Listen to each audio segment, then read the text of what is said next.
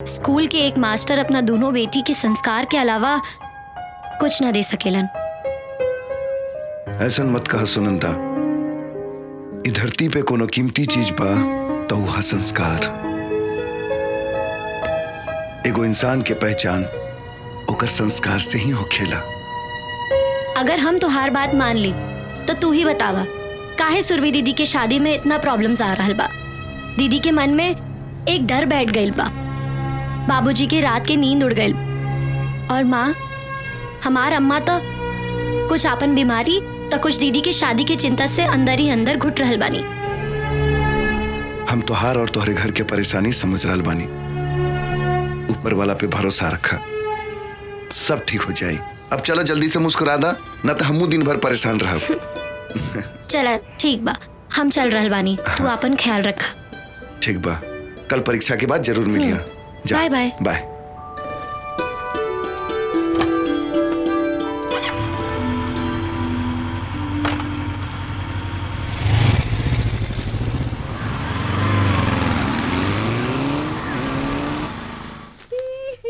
ए रश्मि, अरे सुनंदा, आ गईलू तू?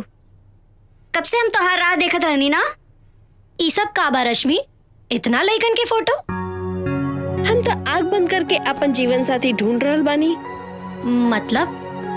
मतलब ई कि ई सब फोटो हमार होखे वाला जीवन साथी के बा। बस उंगली रख के हमके फाइनल करे के बा कि हम इनमें से केकरा के दुल्हन बनब। सच?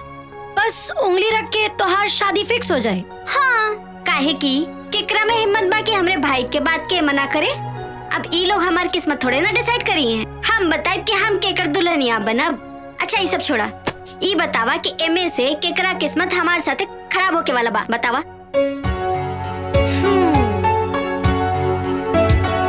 वाह रश्मि, भाग्य हो तो तोहरा जैसन। हमहू भगवान से प्रार्थना करब कि अगले जन्म में हमहू के कोनो बाहुबली के बहन या बेटी बनाए के भेजे। पगली।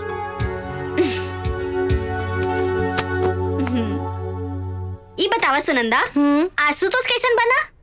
एकदम फर्स्ट क्लास। आपकी परीक्षा खत्म होके के बाद हम तीनों जने कहीं घूमे चलल जाई, खूब गुलछर्रे उड़ावल जाई। काल परीक्षा खत्म होके के बाद हम तो जाइब सबसे पहले अपन घरे। तू ही जाई हा, आशुतोष के साथ थे गुलछर्रे उड़ाई हा। अच्छा, तो के जलन न हुई? अकेले जाइब ता? बिल्कुल ना हुई रश्मि मैडम।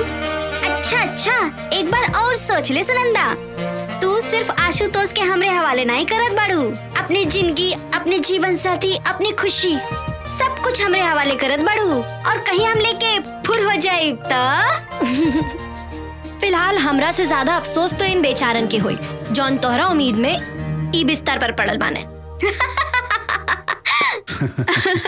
कहा मोहन, बाबूजी सही करल बनम का? भैया बाबूजी के बात कहूँ गलत भइल बा का? अरे देखा बाबूजी, मोहन भी रउए के तरफदारी करल बा। वो सब तो ठीक बा, काम कब संभलबा? मतलब हम समझनी ना बाबूजी। इतना बड़ा अपन कारोबार बा, अब हमरा से संभालब मुश्किल हो रहल बा। हम चाहत बानी ई जिम्मेदारी अब तू संभाल ले। जी बाबूजी, हम बहुत जल्दी ही संभाल लेब, लेकिन हम कुछ दिन और अपन जिंदगी जियल चाहता नहीं। रउआ तो जानते बनी कि बस्ती के गरीब बेसहारा बच्चन की खुशी ही हमरा खातिर सब कुछ बा। हम कहाँ मना कर रहल बानी, हम तो तोहरा ई नेक काम में तोहरे साथ बानी। सच कहीं तो हमरा के तोहरा ऊपर बहुत गर्व बा, कितना नेक दिल हमार बेटा बा। बाबूजी जे कुछ बानी हम रउआ और अम्मा के कारण ही तो बानी। फिर एक ने काम और ही कर दा, सुनंदा के हमार बहू बना के ही घर में ले आवा। अरे अम्मा ही का कर रहल बाड़ी? तोहार अम्मा सही कह रहल बाड़ी। तोहरा के कोनो मुश्किल हो रहल बा, सुनंदा के अम्मा बाबू से हम बात कर ली। ना, ऐसा कोनो बात नहीं है बाबूजी। दरअसल सुनंदा के बड़ बहन के शादी जब तक नहीं हो जात तब तक बात करल ठीक नहीं है। सुरभि के शादी खातिर सब लोग बहुत परेशान बा। तो ठीक बा, जब तोहरा के अच्छा लगे तब तू बता दिहा, काहे से तोहरा खुशी में ही हमनी के खुशी बा। और हाँ, सुनंदा से कह दिया कि हम ओकरा के अपन बहू मान चुकल बानी। और हम अपन भाऊजी।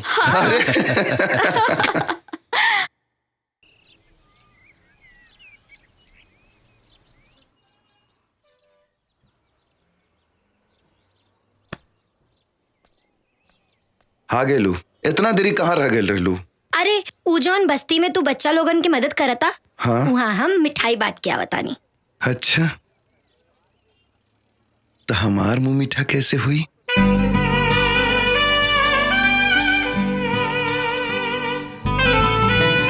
देखा, तू जौन मुंह मीठा करे के सोच रहल बाड़ू ना, हमार इरादा उ नइखे।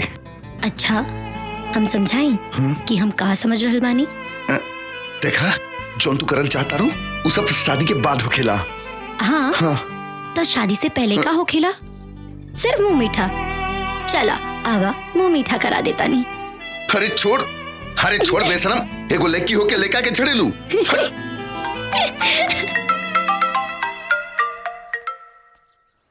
हाँ माँ, प्रणाम। खुश रह बिटिया, खुश रह।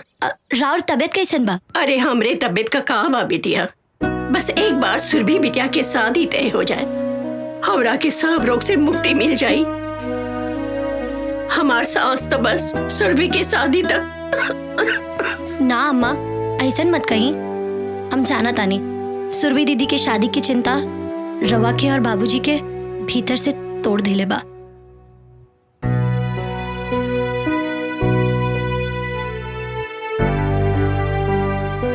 अच्छा सुना, आज ना सुरभि के देखे खातर लड़का और उनका मामा आ रहल बानी।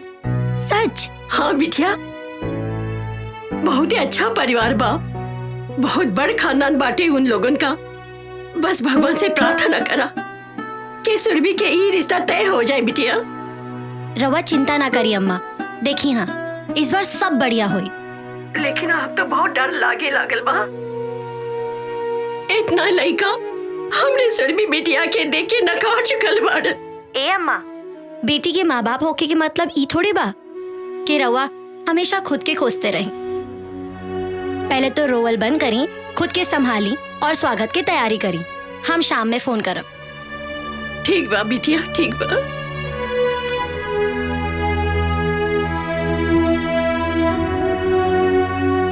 कमाल बा, अम्मा के तो बड़का बड़का ज्ञान देते रहलू कि बेटी के माई बाप होके के मतलब ई थोड़े ना होखेला कि आशुतोष, तू ना समझ रहल बाड़ा। हमार बाबूजी के ई हालत बा कि उनकरा के सुरभि दीदी के खातिर कौनो लइका मिल जाए। टूट चुकल बाड़े हमार बाबूजी बिल्कुल। हे सुनंदा, अगर तू ऐसे हिम्मत हार जेबू तो कैसे काम चली? अच्छा सुना, अगर तुहार दीदी के रिश्ता तय हो गेल तो हमरा के का देबू? अरे हम सच कर रहल बानी, तुहार दीदी के रिश्ता तय हो जाई और ये आशुतोष के भविष्यवाणी बा। अब बतावा दक्षिणा में का मिली? अगर ऐसन हो गईल तो जौन मांगबा ऊ दे दे। पक्का? चला। चला।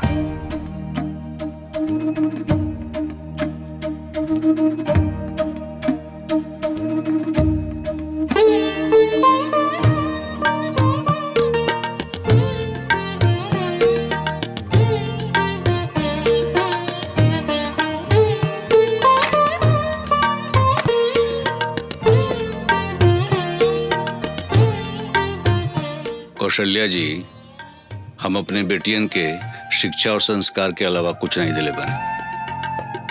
एक स्कूल मास्टर एकरे अलावा और दे भी का सकेला। भाई साहब, शिक्षा और संस्कार सबसे बड़ा दौलत होखेला। हम तो सुरभि बिटिया के एक के नजर में देखते ही पसंद कर लेनी।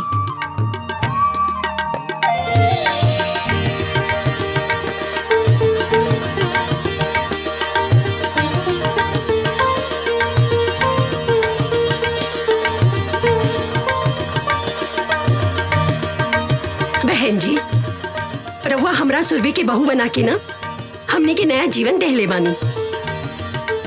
हमने के पास जवन कुछ बा सब प्रेम बेटा के ही बा। ना बहन जी, दहेज की बात ना करी। भगवान के दिहल हमरे पास सब कुछ बा। कमी बात है सुरभि जैसन बहू के। अब इनकरा के जल्दी जल्दी हमरे हवाले कर दी।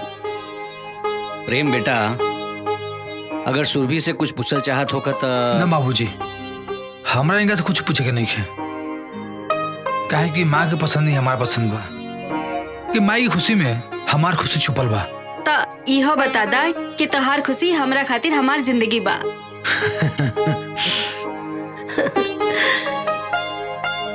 भाई साहब, प्रेम ही हमार सब कुछ बाड़े। हम इतना विश्वास दिला देता नहीं आपके कि सुरभि के हम बहू ना अपन बेटी बना के रखब, कोनो परेशानी ना होई। बहन जी, हमरा के पूरा विश्वास बा कि हमार सुरभि बिटिया रवा लोगन के कौनो तकलीफ ना होके दी है। अरे रवा लोग मुंह मीठा करी ना। मुंह मीठा करे के हक तो पहला लड़का और लड़की के बा। प्रेम बेटा मुंह मीठा करावा सुरभि के। अरे माँ, अरे वो भी ना। अरे शर्मावा मत, जमाने के हिसाब से हम कुछ चेंज हो गइल बानी। कराई मुंह मीठा कराई।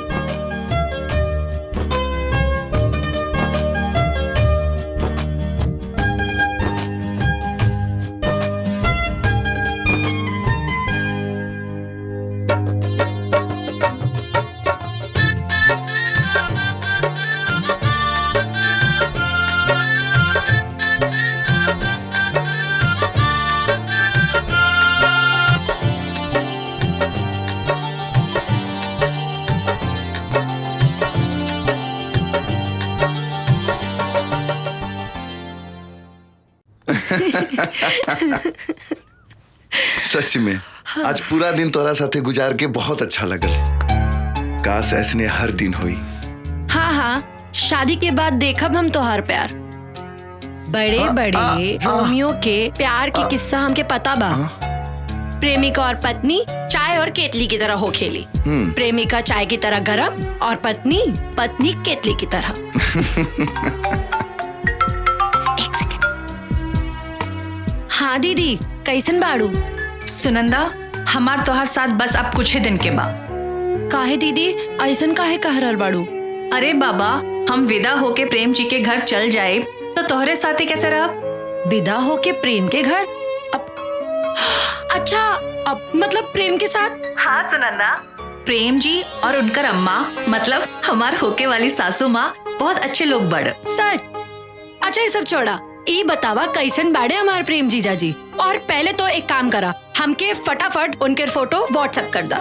नहीं, उनकर दर्शन तो यहाँ आवे की बाद ही हुई। ना दीदी ऐसन मत करो ना प्लीज। अरे पगली, पहले हमरा के तो जी भर के देख लेवे दे। अच्छा तो ई बात बा। चला ठीक बा, मौका दे देता नहीं, लेकिन हमरा आए के बाद कोनो मौका ना मिली। मंजूर? मंजूर। अब जल्दी से भाग के यहाँ आ जा, हमरा के तोहरा से बहुत बात करे के बा। हाँ दीदी। अच्छा ये बतावा, हमार जीजा जी कौन शहर के गुंडा बाड़े? जहाँ तू अभी रह के पढ़ाई करल बाड़ू। का बात करल बाड़ू? तब तो फिर हम यहाँ उनसे मिलकर आपन परिचय खुद दे दे। अच्छा अब हम रख रल बानी। काहे इतना जल्दी क्यों? अरे पगली, तोहार जीजा जी के जी भर के देख तो लेवे दे हमरा के। ठीक बा दीदी, रखा तानी। अब हमार सर पूरा करा। ठीक बा, मांगा जे मांगे के बा। रहदा रही सही समय पे हम अपने आप मांग ले। चला आज हम तोहार मुंह मीठा कराई। काहे? तू काहे? खुशी के बात तो हमरा खातिर बा, तो हम करवाई। अरे बुड़बक, तू समझत नहीं खू। जब तोहार बहन के रिश्ता तय हो गईल, मतलब हमनी के रास्ता क्लियर हो गईल।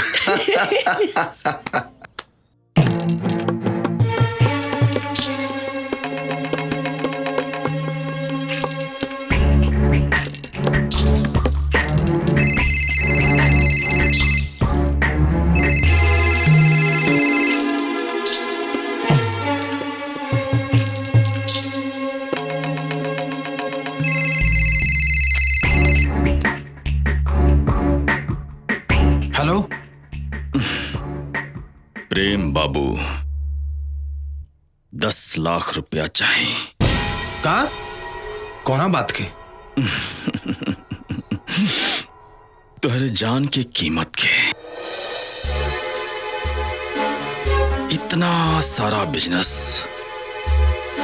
इतना सारा कंपनी के मालिक तुम्हारे खातिर तो 10 लाख तुम्हारे हाथ के मिलवा।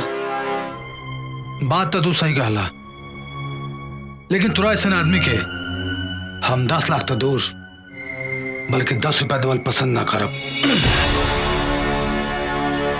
आइंदा फोन मत करिया। चलो फोन रखा।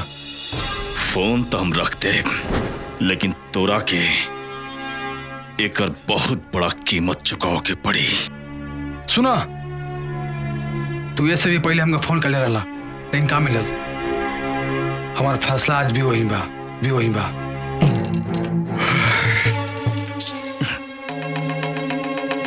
तो ठीक बा, फोन हम काट देते नहीं और आगे समय पर ही छोड़ता नहीं। प्रेम बाबू,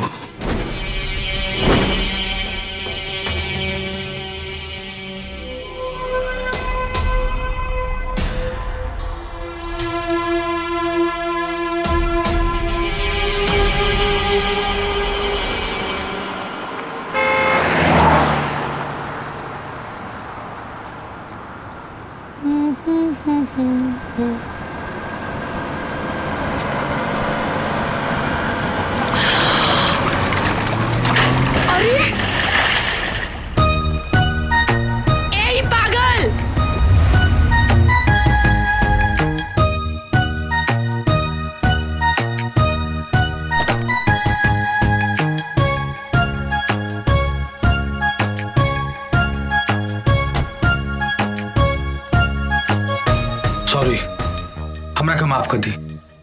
हमरा से गलती हो गई। का गलती से हमार पूरा कपड़ा खराब कर देला।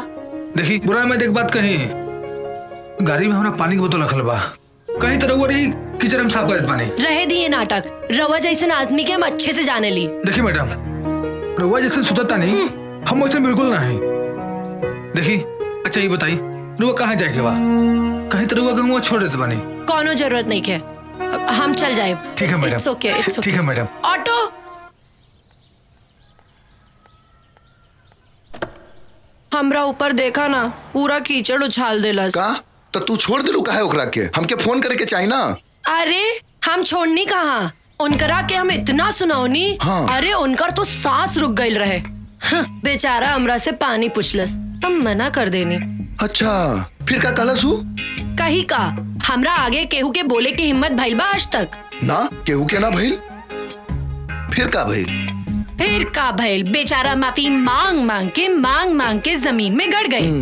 तब जाके हमरा दिल के सुकून मिलल कि एगो मर्द तोरा सामने झुक गईल, ऐसे ना? फिर आगे का भइल? फिर आगे उ हमरा खातिर ऑटो मंगवाइलस और उ में बैठ के हम तोरा लगे आ गई नी। अच्छा फिर का हम तोरा साथे एजा बैठल बानी। ना सुनंदा, हमके तो कुछ गड़बड़ लग रहल बा। का गड़बड़?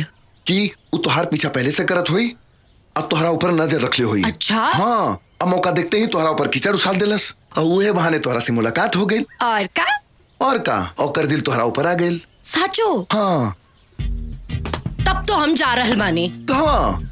ओए जा खड़ा हो कब। एक काम मालूम, एक बार फिर वो नौजवान खूबसूरत लड़का आई, हमरा ऊपर कीचड़ उछाली और हमरा हाथ पकड़ के ले जाई। ए, तो हमार का हुई? तू कौन लड़की पे जाकर कीचड़ उछाल दी है? ए सुनंदा, हमारे जिंदगी से तोहरा दूर होके के मतलब आशुतोष के। ए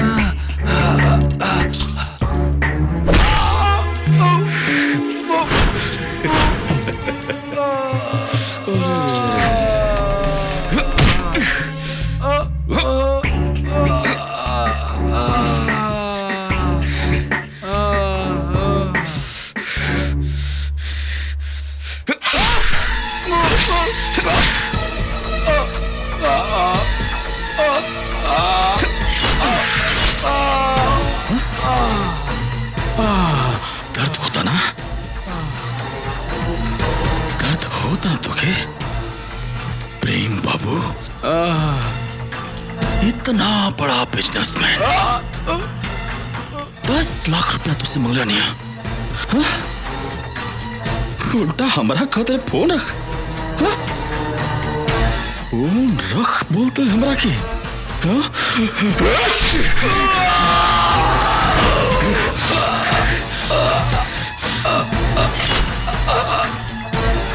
देख कितना भारी पड़ल तुके हमरा के फोन रखे की बोला हाँ? तुके कितना भारी पड़ल हाँ?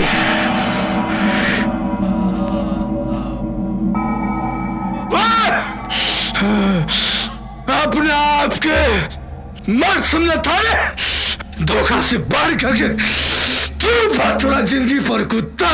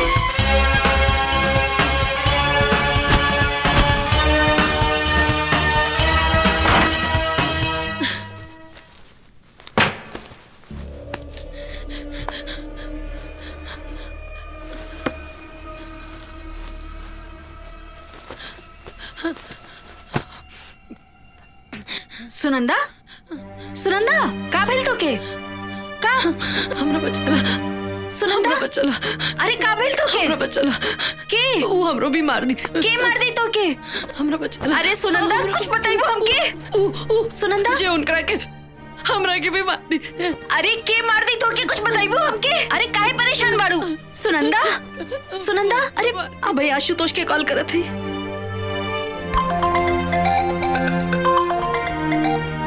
हाँ रश्मि बोला। हेलो आशुतोष कहाँ बाड़ा तू जल्दी से आजा सुनंदा बहुत परेशान बाड़ी तू जल्दी से आवा अच्छा ठीक बात तू घबरा मत हम जल्दी आवत नहीं। सुनंदा सुनंदा सुनंदा का भेल तो के बचाना हमरा के सुनंदा सुनंदा का भेल सुनंदा काहे घबरा रहल बाड़ू हाँ का भेल? बतावा। मार दी मुझे सुबह हमरा पे कीचड़ फेंकलस। ऊ कुछ कालस का? हमरा आगे के सामने उनका रख के एक बदमाश मार देता और सबूत का मिटावे खातिर हमरो मार दी। कुछ ना हो तोरा, हम तोरा साथ बानी सुनंदा, अपना आपके संभाला, कुछ ना हुई, कुछ ना हुई।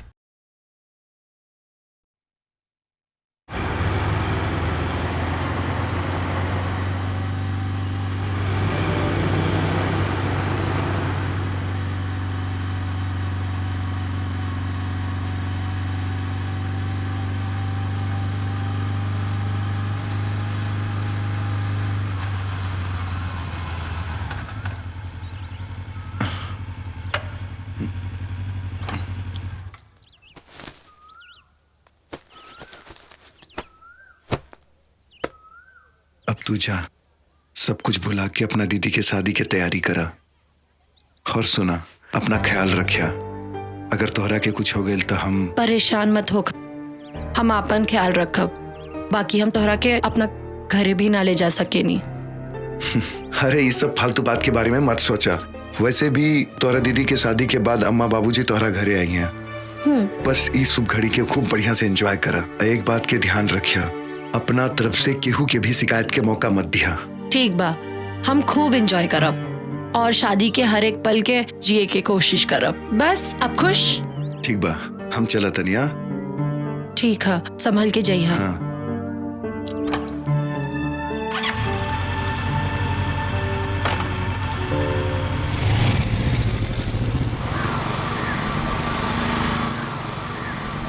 ठीक बा, बाय।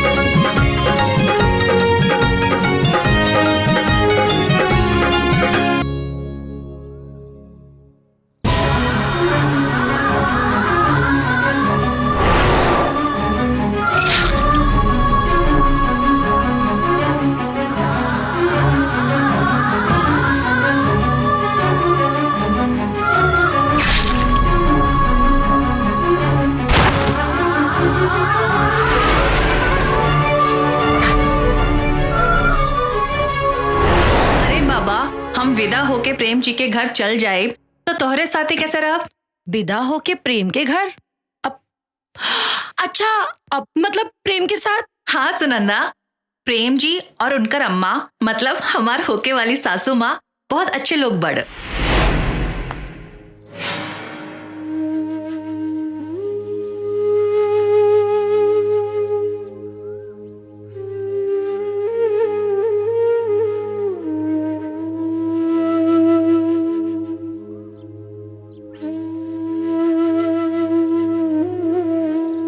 गईलो ना देख के?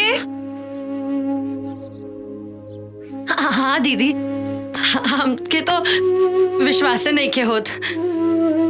कबो कबो तो हमरो विश्वास नहीं के होखत कि प्रेम जी जैसन।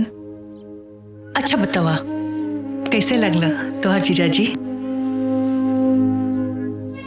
अब हम का बताई दीदी, हमरा तो कुछ समझ में नहीं के आवत। अब हम का कही? सच कही सुनंदा, प्रेम जी तो यहाँ से चल गए ना, बाकी हमार दिल भी साथ लेके चल गई ना।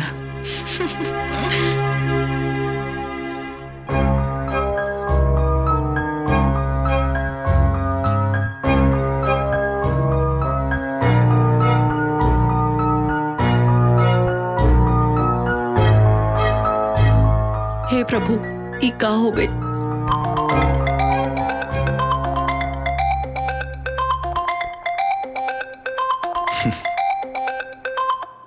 हाँ सुनंदा बोला। तो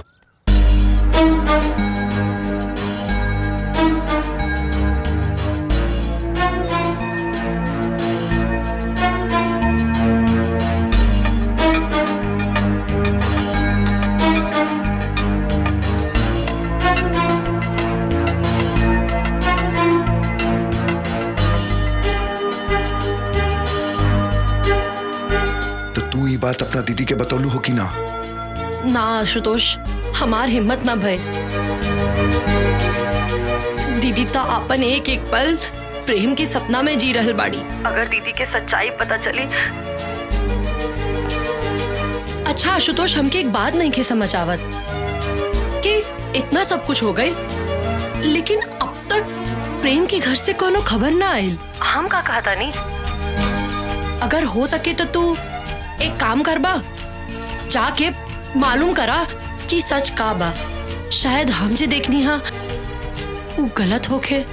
भगवान करे कि गलत हो। हम अभी प्रेम के घर जाके सच के पता लगावे की कोशिश करत नहीं। तू उनका घर के पता भेजा जल्दी। हाँ हाँ ठीक बा।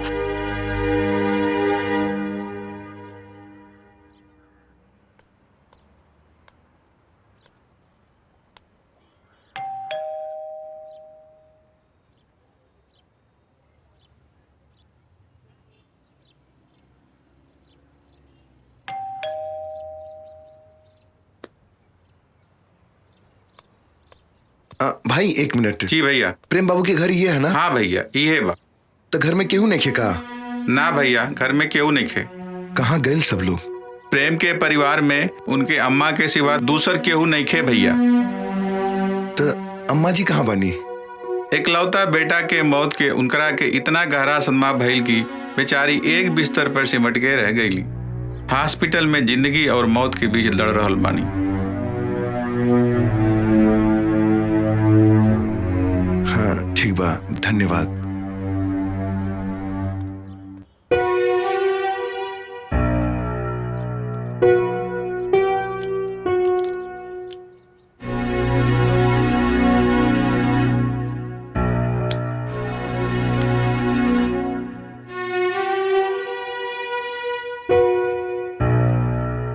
हेलो सुनंदा।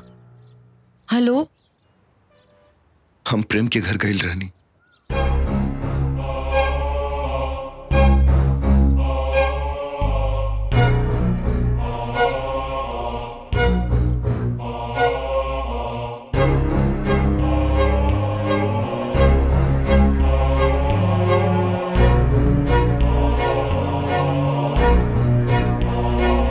सुनंदा,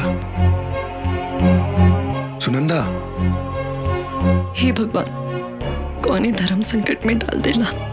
वो के रहे प्रेम के मर्डर करे वाला। घरे में बताई कि ना बताई? पानी।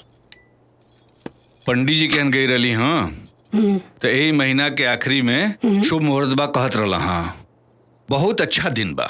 तो रउआ का सोच रहल बानी जी? सब इंतजाम तो हो ही गइल बा ना?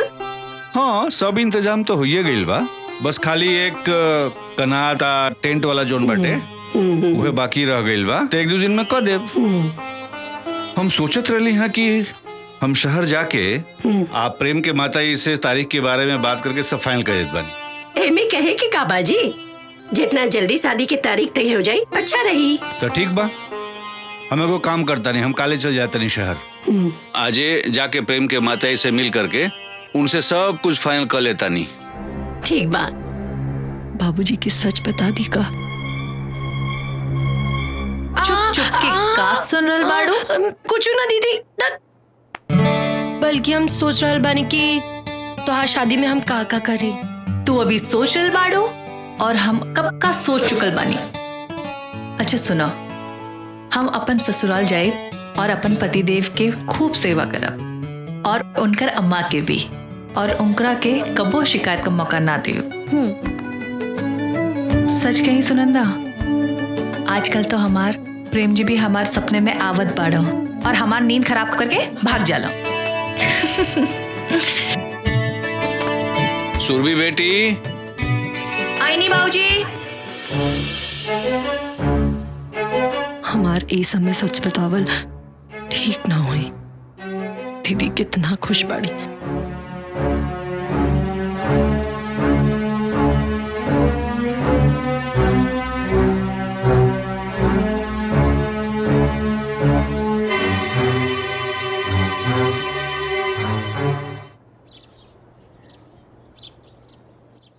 मालती, ए मालती, अरे तनी हम जाता नहीं प्रेम के हैं, तनी सब शादी के बात वार सब तनी तय करके आ जाई।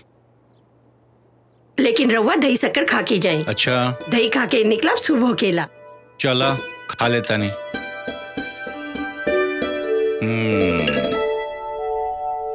बाबूजी, हाँ रास्ते में खाए के कुछ सामान बा, याद से खा ले।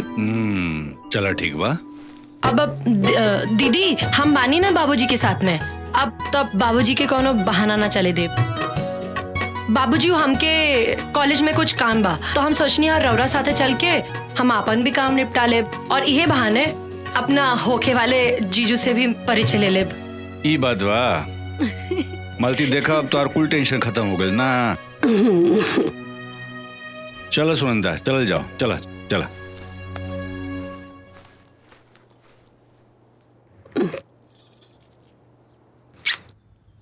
आशुतोष, हमार घर के बर्बाद होके से बचा ला। कल बाबूजी प्रेम के घर शादी फाइनल करे जात बाड़न। अगर बाबूजी वहां पहुंच गए तो प्रेम के सारा सच बाबूजी के मालूम पड़ जाए और सच जानकर हमार अम्मा मर जाई हैं। सुरभि दीदी तो वो तो टूट जाई हैं। हमार घर बर्बाद हो जाए। आशुतोष, हमार बाबूजी के प्रेम के घर जाए से रोक ला, प्लीज रोक ला। हम तो हारी एहसान कबो ना भूल पाई। रोक ला आशुतोष, रोक ला। एक तरफ प्रेम के सच बा तो दूसरी तरफ सुनंदा के हमरा ऊपर विश्वास। क्यों हम उनकर बाबूजी के प्रेम के घर जैसे रोक ले।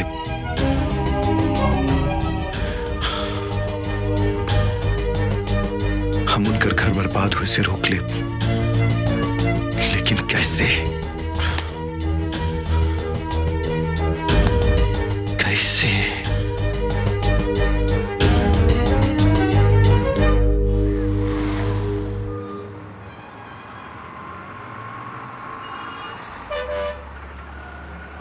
बाबूजी हमरा बहुत भूख लागल बा।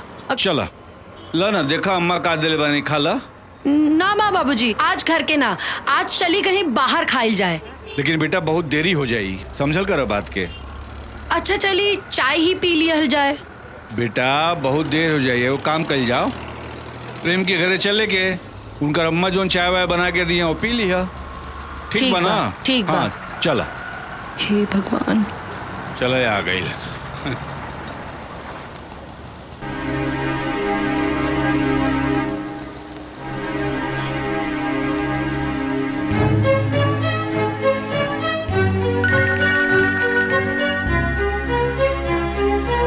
हेलो बाबूजी प्रणाम, हम प्रेम बोल रहल बानी। प्रणाम प्रणाम प्रणाम, खुश रह बेटा, खुश रह।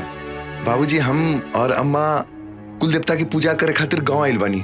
अच्छा, हम तो बेटा तोरे घरे आए रही, तोरा घर के सामने खड़ा बानी। वो शादी का तारीख तय करे करल है ना। अरे तो बाबूजी रवा खुद कर ली ना, हम अम्मा के बता दे। लेकिन बेटा हम चाहत रही कि तोरे अम्मा से एक बार। अरे बाबूजी अम्मा बुरा ना मानिए, बल्कि वो खुद कहत रहनी है कि अपना खुद के मुताबिक शादी के तारीख तय कर ली। ठीक बा बेटा, तो हम शादी का तैयारी शुरू कर देता नहीं। ठीक बा ना, गलती हमरे से हो गई। हमके बाद जौन तो फोन का के आवे के चाहत रहा। अरे कोनो बात ना बाबूजी, अपन ख्याल रखिया। प्रणाम। खुश रहा बेटा, खुश रहा।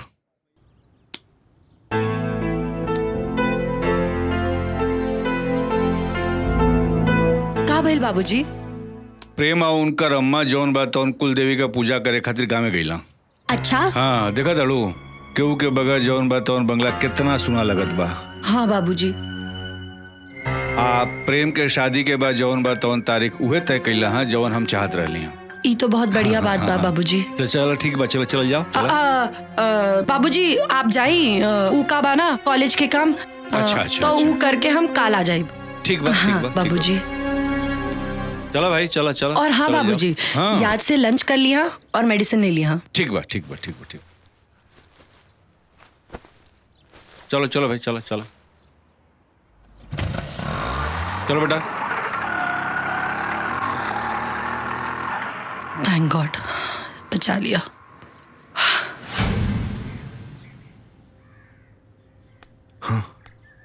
हमरा के माफ करता सुनंदा। प्रेम बन के कॉल करे के अलावा हमरा पास दूसर कोनो रास्ता ना रहे। आशुतोष, तोहारी ई एहसान हम अपन जिंदगी भर ना भुला पाए। आज तू हमरा घर के बर्बाद होके से बचा लीला। आज तो मामला संभल गई, लेकिन सोचा शादी के दिन का होई, जब घर में ढोलक बाजी सहनाई बाजी तब कैसे। हम ई सब ना जाना धनी, लेकिन हमके ई पता बा कि आज से बल्कि अभी से तू प्रेम बन एक के। मिनट सुनंदा, प्रेम बन के का मतलब है तुहार? आशुतोष, जौन जैसे चल रहा बा ओके वैसे चले दा ना। अभी भी कुछ नहीं बिगड़ल। भलाई ये मबा कि हमनी सब केहू के सब कुछ सच सच बता दी। ना आशुतोष, अगर हम सबके सच बता देब तो हमार पूरा परिवार बिखर जाए। अभी भी कुछ नहीं बिगड़ल। सोचा शादी के दिन दुनिया समाज के सामने का होई।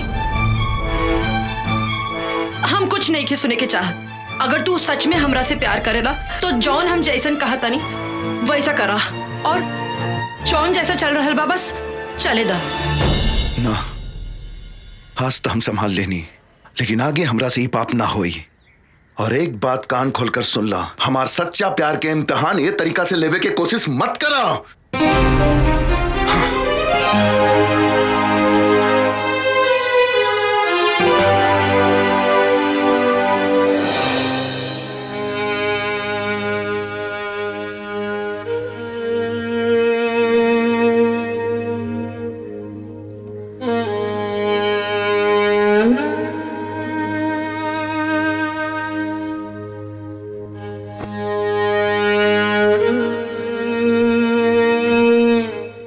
ये साड़ी तोरे पे बहुत सुंदर लगी।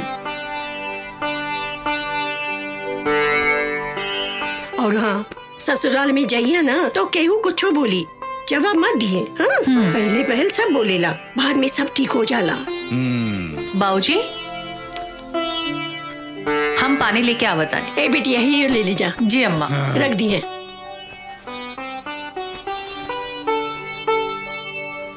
हाँ जी। सच कहीं मालती, सुरभि हमार बहुत भाग्यशाली बा। इतना बढ़िया लड़का बहुत पुण्य से मिलेला। अच्छा, ऐसन का कह देली जमाई बाबूजी? अरे करिहा का, तारीख तय करे गई रही हाँ, तो का कहला कि रुए तय कर दी तारीख। हाँ। हाँ। अच्छा। हाँ। और का कहलन जमाई बाबू और संबंध जी? कहिया का तारीख तय हो गई। सुरभि, का भइल बिटिया? कुछ नहीं अम्मा, आ रहल बानी। अच्छा, और कुछ ना बोले नहीं है संबंध जी? अरे समधन जी से मुलाकात हुई तब न कुछ कही। हाँ। रवा जमाई बापू घरे गई तरह ली ना। बाबूजी, पानी पी ले दो, सब कुछ इत्मीनान से हम बताओ तनी।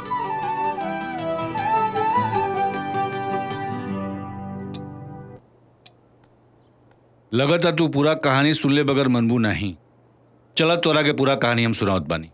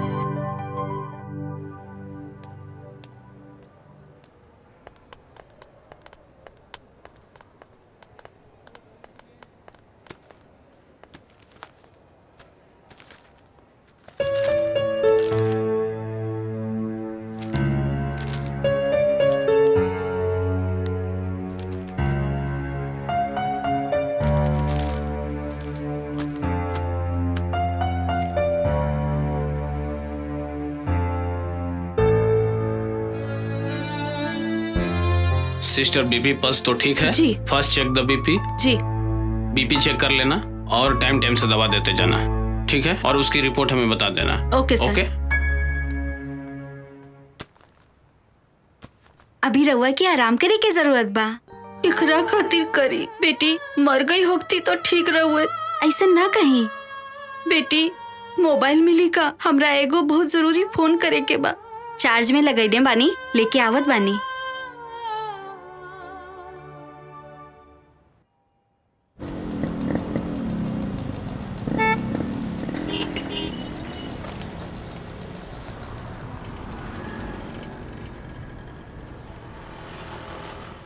गुप्ता जी 25 तारीख के हमरे सुरभि बिटिया का शादी बा, लेकिन एक दिन पहले हमरे दरवाजा पर शहनाई बजे के चाहिए। मास्टर साहब आप चिंता ना करी, सुरभि हमारे बहन के समान बाड़ी। हम ऐसा इंतजाम करब कि लोग देखत रह जाइए।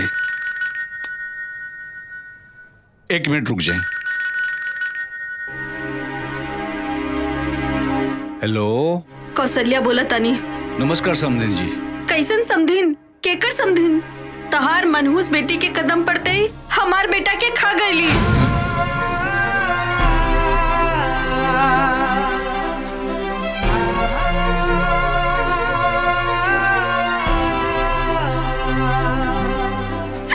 इतना फोन मत करिया, समझला? हमार तोहार कोनो रिश्ता नहीं खे।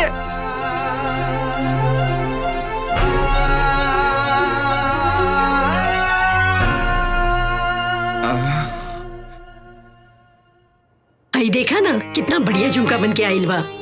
तोरा दीदी के ऊपर अच्छा लगी? बहुत अच्छा लगी। चूड़ियों बढ़िया बा।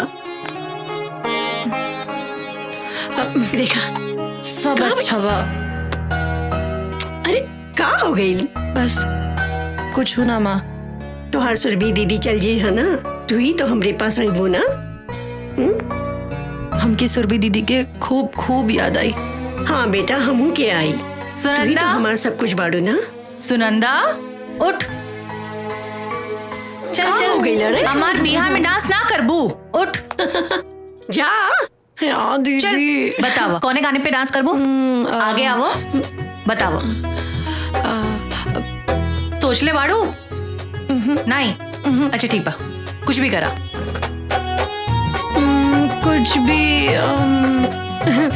कुछ हमरा नहीं के मालूम, तू बतावा।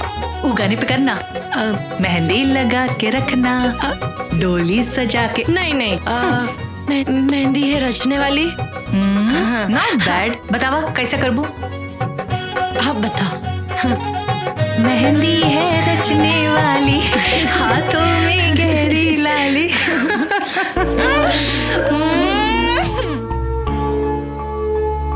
अरे नहीं नहीं, सुनंदा सुनंदा सुनंदा, रुक रुक रुक रुक। अरे अरे भगवान सुनंदा, तो जीजू काका करिए। बदतमीजी नहीं नहीं नहीं नहीं नहीं। अरे अरे अरे ए दीदी। हाँ इला प्रेम जीजू के फोन आइल बा। उनका फोन? प्रेम जी का? हाँ। हमार खातिर? हाँ।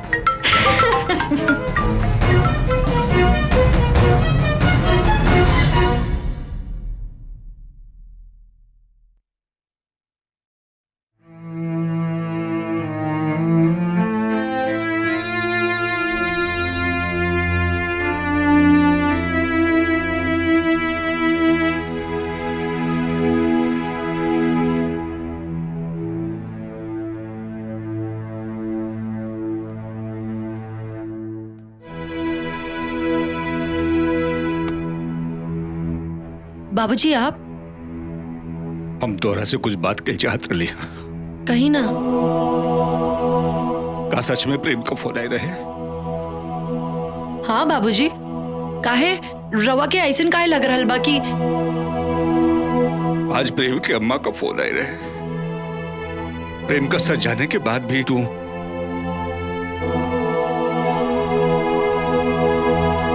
हमकी माफ करती बाबूजी, लेकिन हम का करती? अम्मा की जिंदगी और दीदी की खुशी बचावे खातिर हम ही सब कहीं नहीं। हम तो हर परेशानी समझ सकिला बेटी, लेकिन प्रेम का सच जानला के बाद हम हो मझधार में फंस गए बानी। एक तरफ तोहरे माई के बीमारी, ओकरे बेटी के विदाई का सपना, दूसरी तरफ सुरभि का जिंदगी। प्रेम का सच जानला के बाद पता नहीं होकर ये सब कैसे हो गए बेटी। ए बाबूजी, रवाई कमजोर पड़ जाए तो अब हमने दोनों के मिल के अम्मा और दीदी के संभाले के पड़ी। वो तो सच में बेटी, लेकिन ब्याह में हम प्रेम कहां से लाए? अब ये सब बाबूजी ईश्वर पे छोड़ दी। उहे हमनी के मझधार में फसैले बाड़े, अब उही हमनी के पार भी लगई है। और जन प्रेम का फोन आई रहे। बाबूजी वो हमरे कहे पर आशुतोष प्रेम बन के कॉल कैले रहने। हम उनका से मिलल चाह बेटी। जी बाबूजी, जैसा ना कहीं। ठीक बा।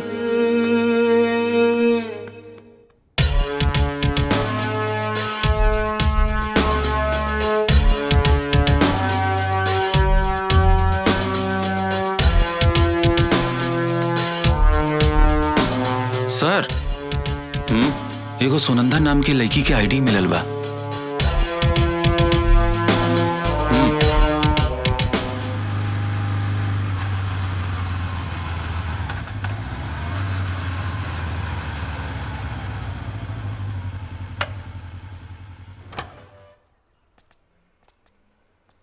हाय आशुतोष, ये हमार बाबूजी। हाँ प्रणाम बाबूजी। खुश रहा बेटा, खुश रहा। तू प्रेम बन करके हमारा परिवार के बर्बाद होके से बचा लेला, लेकिन एकरा आगे का हुई? बाबूजी हम जॉन कहनी सुनंदा के खुशी खातिर कहनी। हमरा पता बा जे कुछ भी हो रहल बा वो ठीक नहीं हो रहल बा। हम तो हम लोगन के एहसानमंद बनी बेटा। तो हम लोगन अपन खुशी के दाव पर लगाकर मालती और सुरभि के खुशी देवे के कोशिश करत बड़ा। एक बाप अपना एक बेटी का खुशी छीन करके दूसरा बेटी के कैसे। लेकिन बाबूजी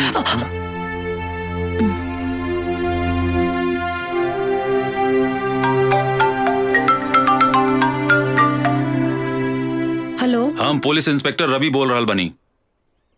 प्रेम वर्मा मर्डर केस में रउआ से कुछ जानकारी लेवे के बा। प्रेम मर्डर केस? लेकिन हमरा के कुछ नहीं के मालूम। सबूत बा हमरे पास। पूरा छानबीन के बाद हम रउआ के फोन कर रहल बनी। घटना के टाइम रउआ होई जा रहनी, ये बात सही बा कि ना? हाँ, लेकिन हम घबराए के कोनो जरूरत नहीं के।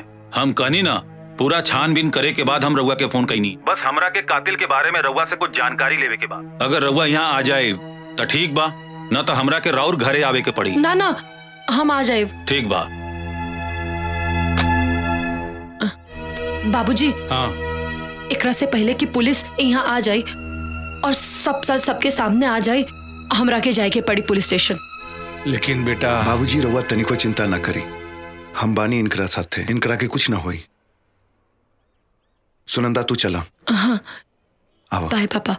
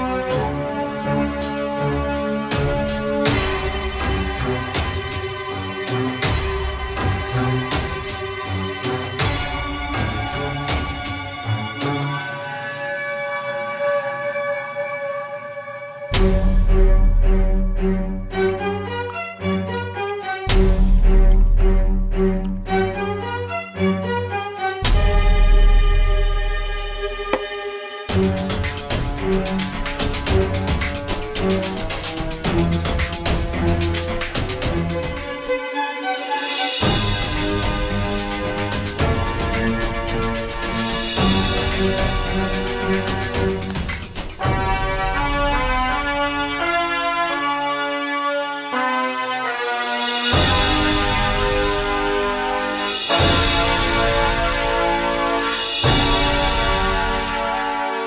भइल बाबूजी? रवा बहुत परेशान लग रहल बानी। अरे प्रेम का दोस्त आयल बानो शादी में मदद करे खातिर। का? प्रेम के दोस्त? हाँ। लेकिन प्रेम था और ई कौन प्रेम के दोस्त था? कहीं आशुतोष तो नहीं भेजले बाना? अरे ना बाबूजी, आशुतोष तो हमरा साथे रहे। ए बाबूजी, और रवा तो जाना तानी आशुतोष वो ऐसन करी तो हमरा के बताई है जरूर। रवा टेंशन न ली, हम जाके देखा तानी, ठीक बा?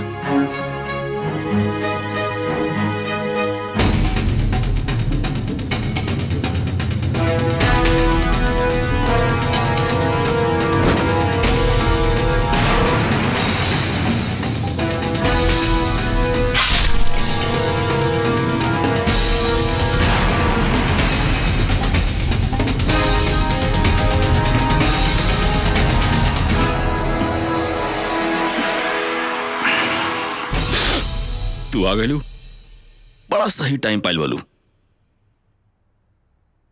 हम तो मुंह मीठा कवल बनी, तू कला तू एजा परेशान मत होगा। अभी हम शादी तक बनी जा, आराम से मिल बैठ के बात कर जाई। सुनंदा तू आ गई लो। ई पुष्कर जी हैं, तो हाँ जीजा जी प्रेम जी के दोस्त।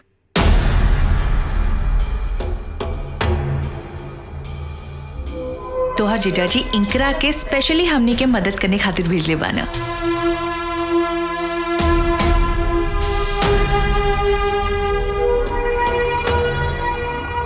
बड़ा खुश नसीब बने जा आप लोग, जौन प्रेम जैसन आप लोगों को दामाद मिला। लाखों में एक बा हमार दोस्त। अरे खड़ा क्या बनी, आई बैठी साथ में नाश्ता कर लिया। हाँ सुनंदा बैठा। ना दीदी, हम बहुत थक गइल बानी, और फिर पुष्कर जी तो शादी तक यहाँ रही हैं, तो खूब बातचीत हुई।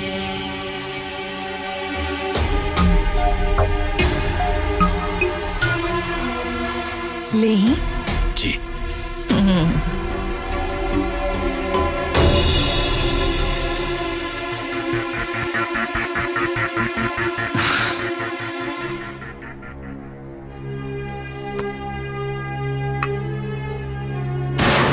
ई पुष्कर जी हैं, तो हाँ जीजा जी प्रेम जी के दोस्त। अरे सुनंदा बिटिया, पुष्कर जी से का बात भइल है? हाँ माँ, खूब बात भइल। वो प्रेम जीजा के खूब तारीफ करत रहे। हाँ ता दामाद जी तारीफ करे के लायक बटले बाना। आज के जमाना में इतना सुंदर केहू होला का? सही कह रहल बालू मलती, लेकिन तहीं जा करके उनका के चाय वाय हाल चाल पूछ ले तू। देखा जमात एक भी नाराज हो जाए चल ली, लेकिन दमाद का दोस्त नाराज नहीं होके के चाहिए। ई कुल तो रुआ के ध्यान रखे के चाहिए, कहीं कुछ ऊंच नीच हो गई तो खाए पिए का ध्यान तोहरा न रखे के चाहिए, हम ही कुल ध्यान रखब। देखी बड़ी मुश्किल से सुरभि बिटिया के इतना अच्छा रिश्ता मिलल बा। अरे हम तो उम्मीदें छोड़ देले रहली, लेकिन ये घर में फिर से खुशी के दिन आइल बा। अब हम कौनो सब कुछ तो हम ही करीला ना, फिर भी तू ही ध्यान रखा तो ठीक बा, हम ही कुल ध्यान रखब।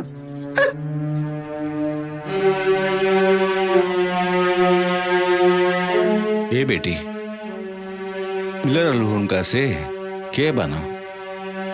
बाबूजी, ई पुष्करी प्रेम जीजा के किलर बाड़े।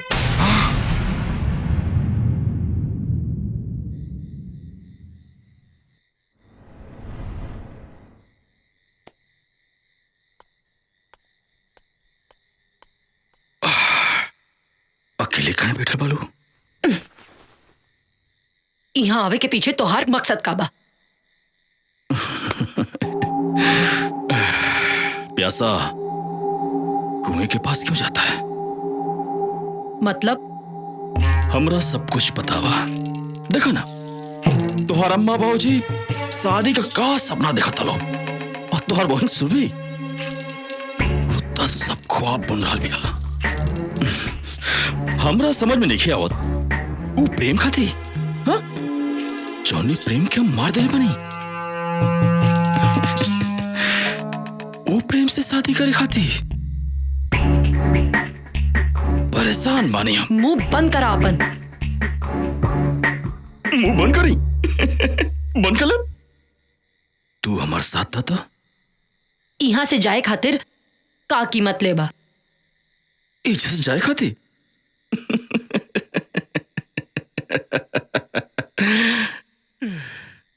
बड़ा सोच समझ के आयल बनी हम। जब तू पुलिस स्टेशन में हमारे खिलाफ कंप्लेंट के लिए बोलो वो पुलिस से बचे खाती।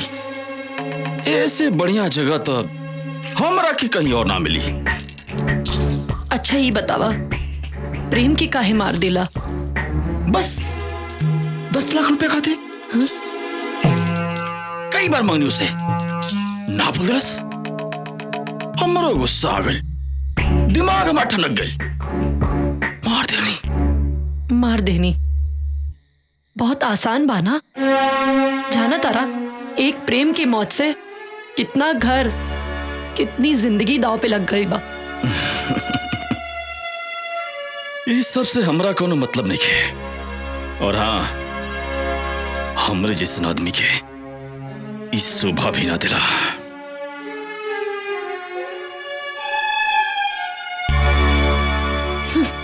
बास्टर्ड।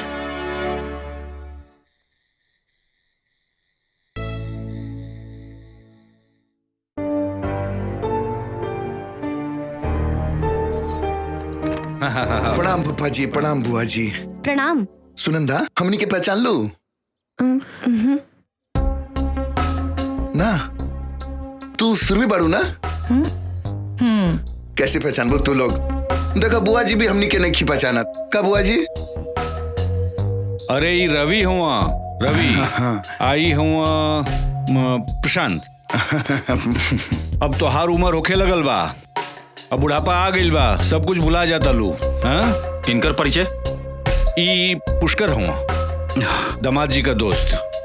यहाँ आयल बा ना हमनी के शादी ब्याह में मदद करे खातिर। अच्छा ये तो बड़ी खुशी की बात बा। घर के दामाद वालों के बारे में इतना सोच रहल बा बुआ जी। ऐसा दामाद तो बड़ा किस्मत से मिलेला। सच कहा दाल बचवा हमार सुरभि बेटवा बहुत भाग्यशाली बानी।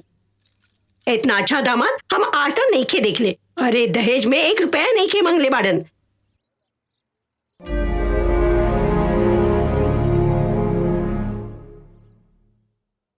अरे सुरभि बिटिया ये लोग के चाय वाय पिएबू हैं? जा तन चाय वाय लेकर के आवा। जी बाबूजी। खाली चाय से काम ना चली। अरे कुछ नाश्ता वास्ता भी बना देल जाए। हाँ बुआ जी बहुत कस के भूख लागल बा। ठीक बा बचवा तू लोग जा बेटा हमने की कुल बना के लेके आओ तानी जा। चलो बेटा। जी बढ़िया बनई है।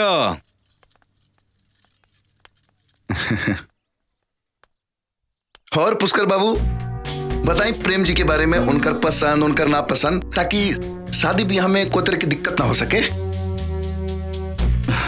रउआ लो आई गल बनी तो जल्दी का बा आप लोग चाय पानी पी हम आओ तनी।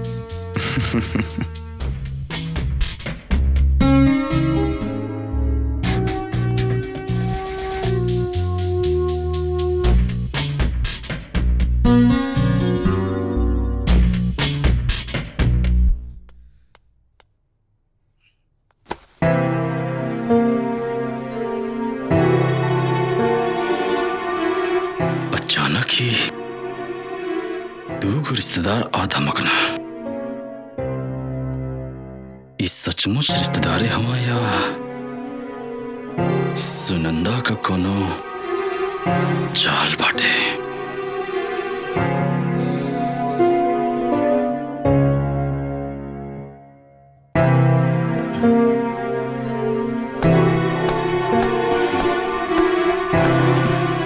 पुष्कर जी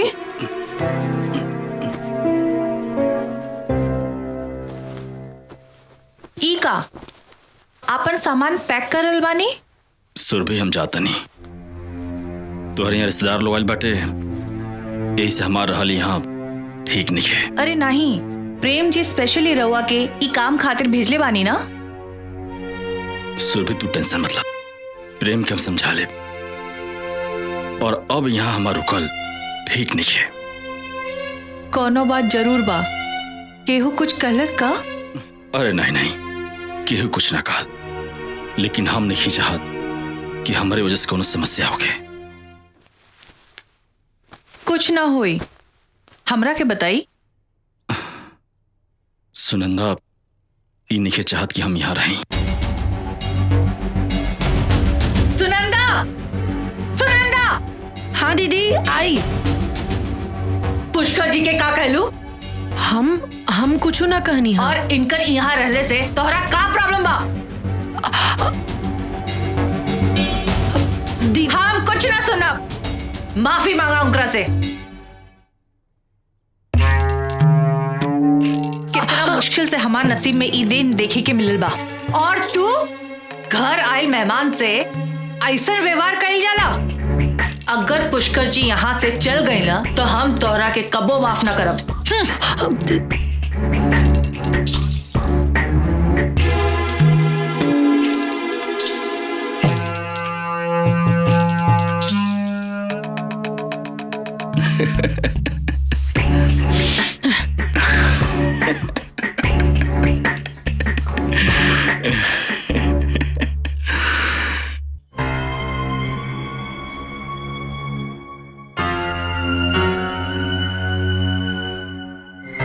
इंस्पेक्टर साहब, हमरा सुरभि या सुनंदा के जिंदगी खतरा में बा। पता नहीं पुष्कर कौने खतरनाक इरादा से यहाँ आयल बा। ओकर जिंदगी बचा ले इंस्पेक्टर साहब। रउआ हाथ मत जोड़ी। हम विश्वास दिला रहल बानी कि सुरभि और सुनंदा के कुछ न होके देव। और रहल बात प्रेम के सच्चाई के, तो ई कहल बड़ा मुश्किल बा कि जे दिन मालती जी और सुरभि के सच पता चली वो दिन का हुई। चिंता तो यह बात के है इंस्पेक्टर साहब, बार बार कोनो अनहोनी के आशंका हमनी के सच बतावे से रोक रहल बा। लेकिन कब तक आशुतोष? एक ना एक दिन मालती जी और सुरभि के पता तो चलबे न करी। लगता कि हमनी के अभी पुष्कर के ऊपर फोकस करे के चाहिए। एक तरफ सुनंदा के जान खतरा में है और दूसरी तरफ सुरभि। सबूत मिटावे खातिर सुनंदा के जान भी ले सकेला। ना आशुतोष, हमरा रहते ऐसा ना होई। हम मानता इंस्पेक्टर साहब, लेकिन जानता नहीं वो पुष्कर जौन बा तो सुरभि के सुनंदा के खिलाफ भड़का रहल बा। दोनों बहन के बीच में दीवार खड़ा कर रहल बा। तो करे दी, ओकरा के अपना मकसद में कामयाब होके दी और दोनों बहन के दुश्मनी उनकरा के उलझा के रखी, बुझली? और उनकरा के ऐसा लगे के चाहिए कि वो अपने मकसद में कामयाब हो रहल बने। लेकिन इस सबसे हमनी का फायदा होई आशुतोष? उनकर ध्यान सुनंदा और सुरभि के बीच दीवार खड़ा करे में लागल रही और हमनी के उनकरा खिलाफ जाल बिछावे में लागल रहा। बाकी एकर खबर उनकरा के ना चले। तो इंस्पेक्टर साहब आप ये बताइए, आपका आगे का क्या प्लानिंग बा? पुलिस के टीम टेंट वाला और हलवाई बन के कबो एजा आ सकेला। बस रउआ लोग के बड़ा इत्मीनान और कायदे से काम लेवे के पड़ी उनकरा से, और पुष्कर के शक न होखे। ठीक बा, जैसन रउआ चाहता नहीं वैसने होई। गुड। ली चाय पी। का रउआ भी वजीर बादशाह में उलझा रहेला? वजीर बादशाह में ना उलझ रहीला, हम अपना बेटा आशुतोष के बारे में उलझ रहीला। तो हमरा के बता दी, हम ओकरा से मौका देख के उलझल रहा। हमरा के मालूम बा कि हमरा चाल पे वो कौन चाल चली है, हमरा कौन बात पे वो तकरार करी है। ई शतरंज के बिसात पर मोहरा ना, ई हमार आशुतोष बाणे। हमरा के तो हमेशा सुनंदा के माँ बाबूजी के चिंता लागल रहेला। बेटी का बाप इतना मजबूर रहेला? तू गलत कह रहल बाड़ू शांति। सदानंद जी से हम मिलल नहीं खे, लेकिन उनकरा बारे में हमरा के मालूम बा। बिटियन के पाल पोस के बड़ा करे वाला बाप कभी कमजोर नहीं हो सकेला। सच कहीं कमजोर हमनी के बानी जा। अपने बेटा के बारे में सोचत रहेली, बेटी के पाल पोस के बड़ा करब, ओकरा शादी बियाह करे का सौभाग्य सब करा के नहीं मिले। सच कह रहल बानी रउआ, कन्यादान के सौभाग्य किस्मत वाले माँ बाप के मिलेला।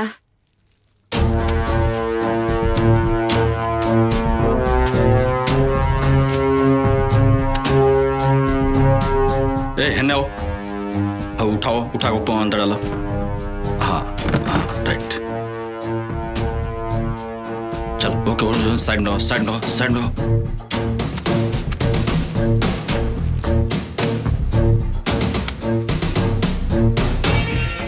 ऊपर ऊपर बना के मजबूत करो।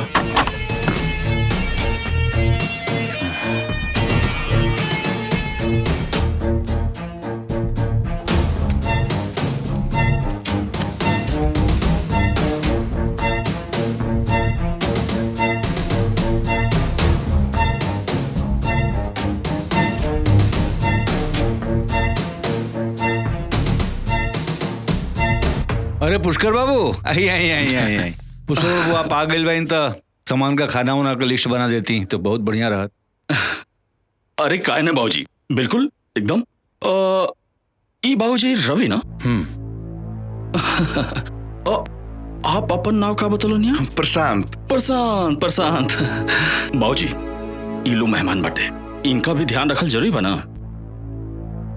और अचानक आयल बोलो बाबूजी, तो इनके बारे में सोचल हमने के फर्ज बनता ना। ज्यादा मत सोची पुष्कर बाबू, रउआ लइका लोग के तरफ से बानी, ऐसे पहले हक राउर बा। प्रशांत बाबू, ज्यादा हक के बात मत करी, हक के बात कब ना महंगा पड़ी आप लोगों के।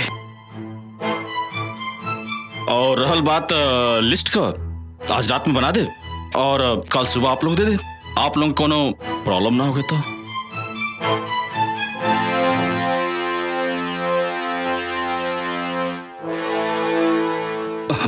अरे इतना सोचले का बात बा, आप लोग कहीं तो अब लिस्ट बना दी।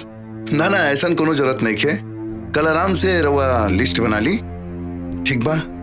अरे भाई, ये लिस्ट बनावे के चक्कर में हमरा के मत फंसावा जा, तो हम लोगों को जवन इच्छा हो के तवन करत जा। सही कहते बाबूजी, आप चलिए आराम करिए। और रहल बात, हमने के सब देख लिया जाइए।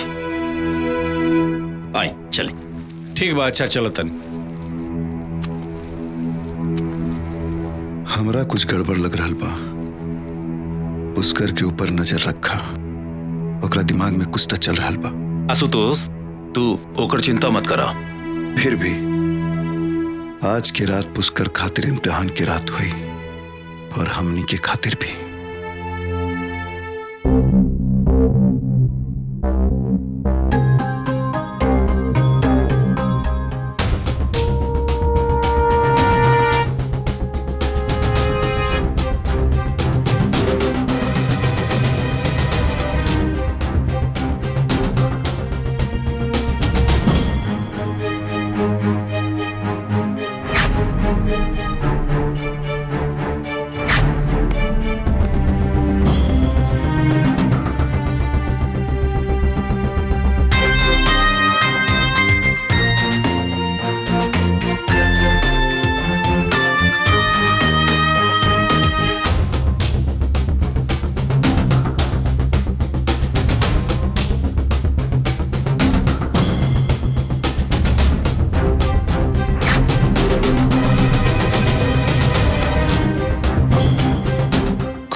कुछ गड़बड़ तो जरूर बाटे।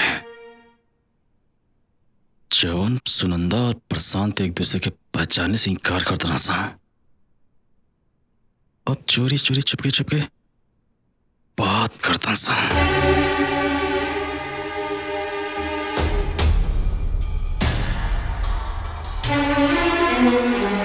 आपन शक दूर करे खाते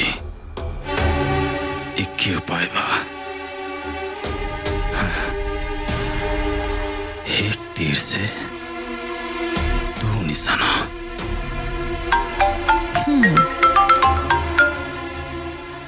हेलो। आप? हाँ सुरभि, हम पुष्कर बोलते नहीं। जी पुष्कर जी, बोली। अरे जौन आपका प्रेम बा ना, वो आपसे मिले आइल बा। का प्रेम यहाँ हमरा से मिले आइल बानी? अरे वो बड़ा नासमझ बा प्रेम, हम समझो नहीं हो। कहा जाने कौन जादू आप कर दिले बानी। जादू तो वो हमरा ऊपर कर दिले बाना। देखा ना कमाले बा, यहाँ तू बेकरार बालू और वहां ऊ ससुरा बेकरार बा। सॉरी, तोहरे प्रेम के हम ससुरा कहनिया तो के बुरा तो ना लागल है ना? ससुरा कहे के हक रहुआ के बा, लेकिन हमार तय काम करा, तू फटाक से आजा, चल के उससे मिलके खुदे बात कर लिया। कहवा? उहे मंदिर के पीछे इतना रात में? अरे हम समझाओ नहीं होकर के, लेकिन जान तो क्या कहा था, हम इतना दूर से सुरभि से मिले आ सके नहीं रात में, और सुरभि हमसे मिले ना आ सकेली। तू तो जानता लो ओकर विश्वास कहीं टूट गए तब कुछ भी हो सकेला। ना ना ऐसा ना कही, हम चले खाते तैयार बानी, लेकिन घर के लोग पूछी तो हम का कहब? सच में आप एकदम भोली भाली बानी। अच्छा एक बात बताई, आधी रात में प्यार मोहब्बत की बात कर खाती कि वो अपने घर वालों के बता के भला जला। अरे एक काम करी, चुपचाप आप घर से निकले और रास्ता में हम आपसे मिलब।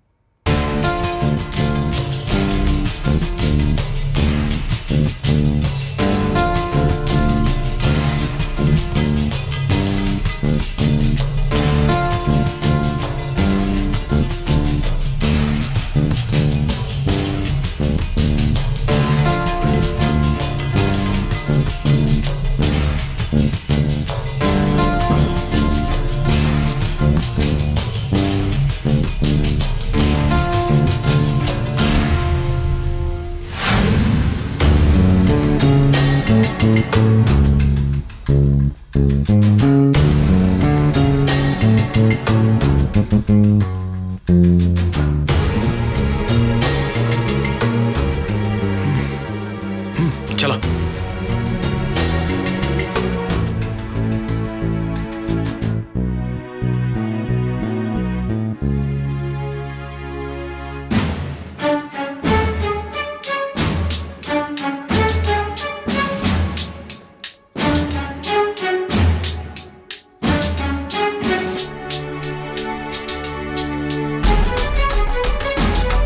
इधर आओ।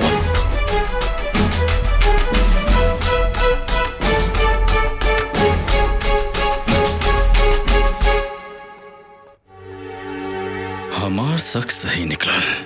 पुलिस वाले यहाँ रिश्तेदारी कौन निभा निकाय, ये सब सुनंदा का चाल बटे। का सोचल बानी पुष्कर जी? और वो रवि के साथ है, कोई और हमरा के देख ले ही तो बहुत बदनामी हो जाई। चली लौट चली। घबरा मत, हमरा तो लगता है सब सुनंदा कौन कौन चाल बटे, तो क्यों देखल नहीं के चाहत। हमरा के ऐसा लगता जब हम घर से बाहर निकलत रहनी तो वो हमरा के देख लेलस। सही कतल तो सच बताई तो तुहार शादी होखत वो देखा लिखे चाहत। कल हम ओकरा से ये बात करे। ठीक बा, आओ चलो।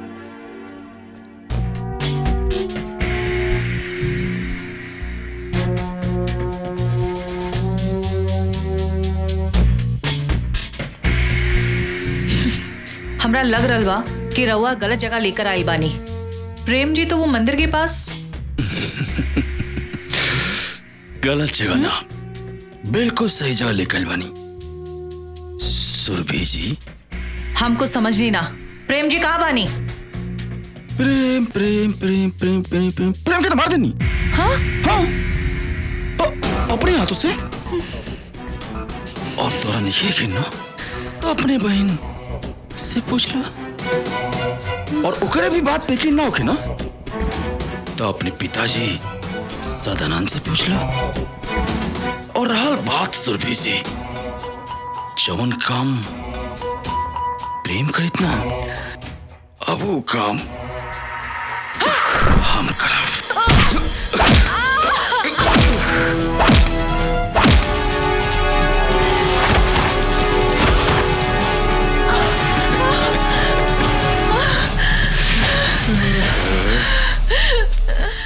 कहाँ भाग के जेबू सुरभि?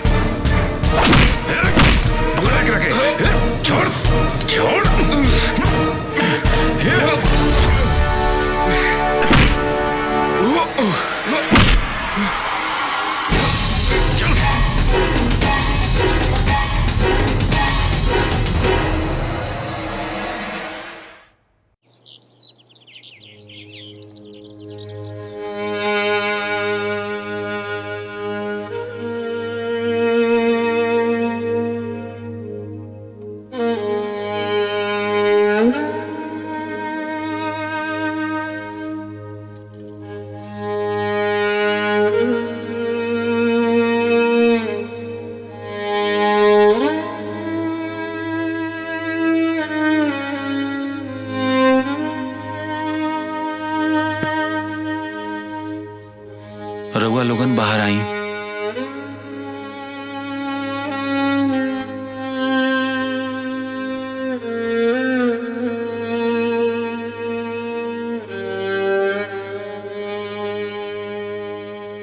सुरभि के कोनो बात के सदमा लगल बा। सदमा? कौना बात की सदमा डॉक्टर साहब? अरे उनका शादी होके वाला बा और ई बात के तो रउआ लोगन के पता लगावे के पड़ी। उनकरा के दवाई से ज्यादा रउआ लोगन के प्यार और दुआ के जरूरत बा। उनकर ध्यान रखिए आप लोगिन। चलो तनी, प्रणाम प्रणाम। ए जी, अचानक ऐसा कहाँ हो गई? और पुष्कर बाबू देखा ही नहीं खदे, कहाँ पड़े? सच्चाई रउआ के हम बतावतानी। अब ना रोके लोगन। मालती जी के सच जानल बहुत जरूरी बा। पुष्कर राउर दमाद प्रेम के दोस्त ना, उनकर कातिल बा।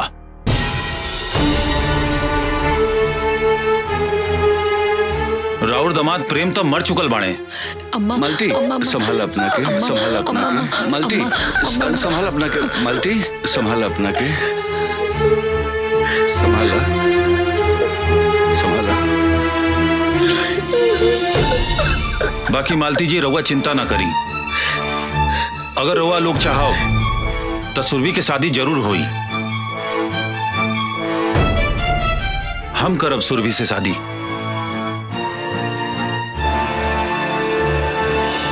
ई घर से सुरभि की डोली जरूर उठी। बाकी फैसला रउआ लोगन के ऊपर बा।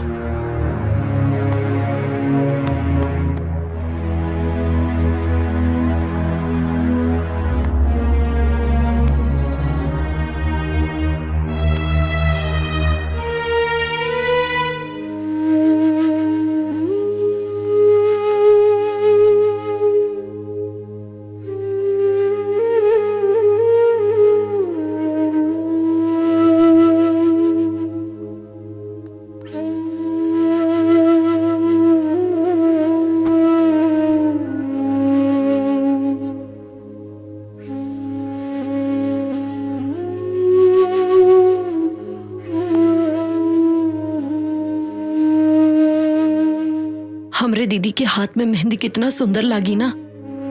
मेहंदी खूब सजी। वो दिन तो हम खूब नाचब। लेकिन ऐसा तब हुई जब तोहार दीदी रवि से शादी करे खातिर तैयार हो जाई हैं। तैयार काहे ना हुई है? अरे दरोगा जैसा पति सबके नसीब में थोड़ी ना होला। और वैसे भी रवि और सुरभि दीदी की जोड़ी खूब सजी है ना आशुतोष? बिल्कुल खूब सजी। लेकिन तब जब सुरभि चाहिए। कुछ बोला ना दीदी। हम समझत आनी कि रवा प्रेम के अपना दिलो दिमाग में बसा चुकल बानी। लेकिन इस सच्चाई बा कि प्रेम अब इस दुनिया में नहीं खे और होनी के टाल सकेला। बोला ना दीदी। रवि एगो अच्छा लड़का बा सुरभि। कम से कम अपना अम्मा बाबूजी के बारे में सोचा। रवि के स्वीकार करला, इहे में घर के भलाई है। तुम लोग जा यहाँ से।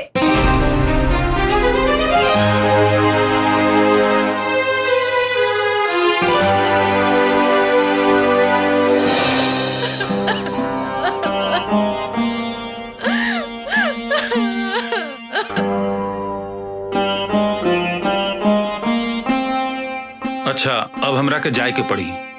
अगर सुरभि कोनो फैसला कर लेता, हम हमेशा साथ देवे खातिर तैयार बानी।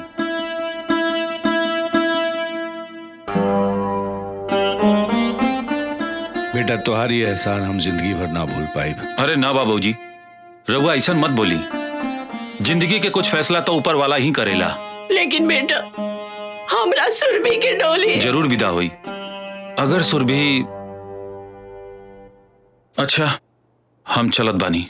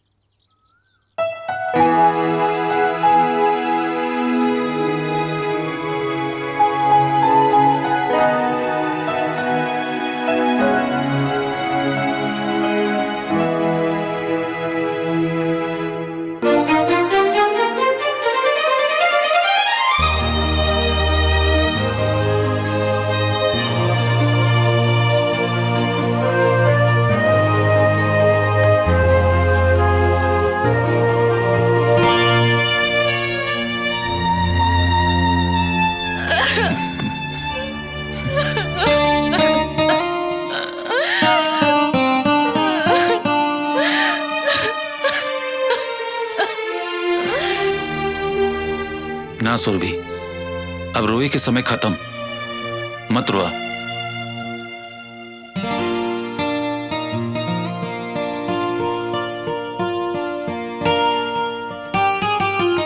ये आशुतोष बाड़े। अरे सुनंदा के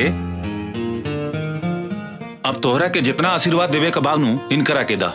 काहे के जाना ताड़ू, तोरा घर के खुशी, तोहारी इज्जत और सुनंदा के प्यार और हमरे जिंदगी में नई खुशी सब इनकर देन बा। हम तो हर आसान कैसे हम जे कुछ भी कहनी सुनंदा के प्यार और खुशी खातिर कहनी। एक बहन के दूसरा बहन खातिर प्यार और त्याग देखकर इस समझ में आ गेल कि धरती पर सबसे खूबसूरत कुछ बा तो प्यार के डोर बा। एक इंसान के भीतर दूसरा इंसान खातिर अपनापन महसूस करावेला। तो सुनंदा के प्यार के खातिर एगो काम और कर दी। कल ई घर से एक डोली ना 2 डोली विदा होके के चाहिए। अगर रउआ तैयार बानी तो हम रवि जी के साथ।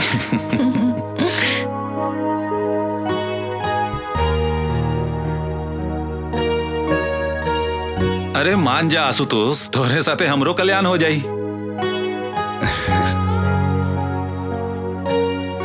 का करी सोचब का सोचबू।